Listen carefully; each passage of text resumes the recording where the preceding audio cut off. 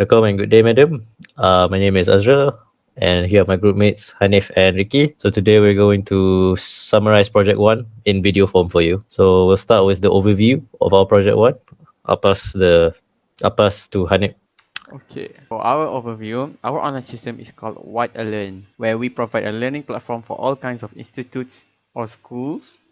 The purpose of this learning the purpose of this learning platform is to help students of all ages to stay in contact with their teachers so that they don't miss out on their education without any concerns of being in any organizations. Our platform provides an activity for each and every stakeholder to do. For students, they will only able to join a class conference, submit their work, and view any announcements.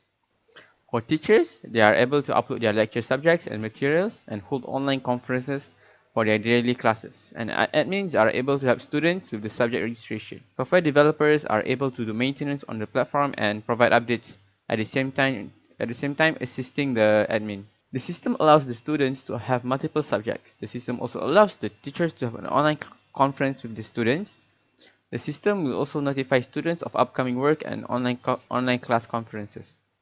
The system will go through a maintenance where it will be updated by the software developer. The admin will help the student in registering for the subject.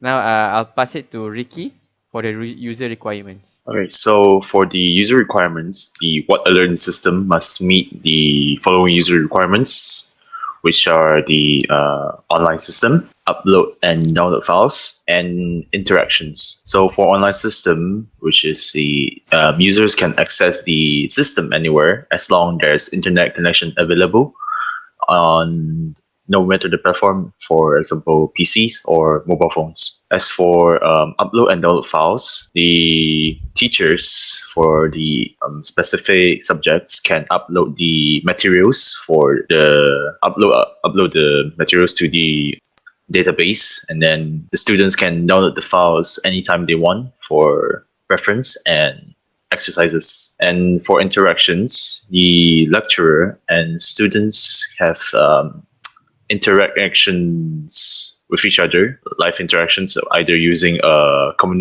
voice communication or text communication. And next, I will pass it to Azril for The goals of the system. So we have a super goal, which is to enhance the accessibility of online learning and teaching. And how do we achieve this super goal is by referring to our sub goals. The first sub goal is the system shall allow the user to access necessary learning items so that the user may open files from anywhere without internet connection. And this goal is achieved by allowing students to download and upload learning materials so that they can learn in an offline environment once the said materials are downloaded into their computers. To enhance and ensure that this goal is achieved, a file server will be used to send a copy to the user. The protocol used for this process will be the file transfer protocol, which everybody is quite aware, and it allows downloads to be accessed by registered users by linking the file directly to them. And the second sub goal is the system shall allow students and teachers to interact with each other, either through the means of voice or text communication. So the second sub goal is achieved by using voice communication that is achieved using the voice over internet protocol, also known as VoIP, and this will ensure a secure connection between the students and the lecturer. Text communication, on the other hand, will be implemented using MMS, which is multimedia messaging service. And then for the last sub goal, the system shall allow students and teachers to log in directly from their workplace or home. This is achieved through the use of extranet, which is basically a form of internet with extra layers of security. This allows people to log in from anywhere they want, assuming that they have already created their account, and when they logged in, the login details are correct.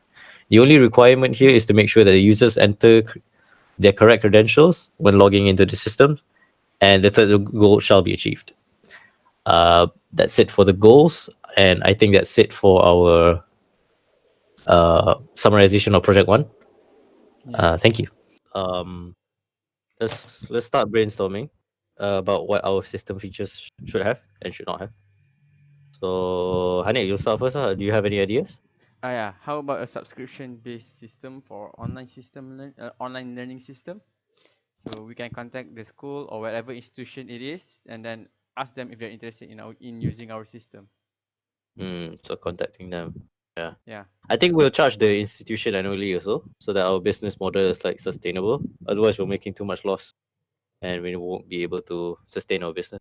The Sounds students still get to use the system free of charge. We're only charging the university itself or a school, whatever. sounds good. I also got another suggestion. Maybe we should make sure that our system does not have like any spammers.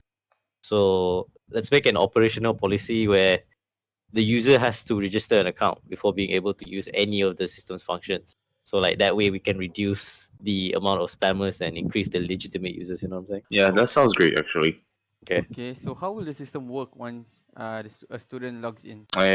Well, once the student logs in, there will be a plus button where the user can press to enroll on the certain subject the user wants. And then the lecturer has to create a class for the particular subject, and then the class has to exist in the database before the students can even enroll. Otherwise, a problem will just show a class not found, and then the lecturer can also hand out a image file consisting a QR code. Then the QR code can be scanned by the students to enroll the class. And maybe the lecturer can also send invitations with the email. So, well, it depends on how they want to do. Yeah. Let me just write that down real quick. I want to ask, how will we help our users in case they have any problem? Okay, so for that part, the administrators will handle anything related to user or customer support.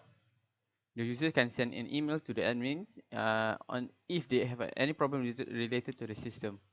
Hmm. Let's say if the problem is related to the back end of the system, such as the database problems, then the administrator will forward the problem to the software developers for further inspection.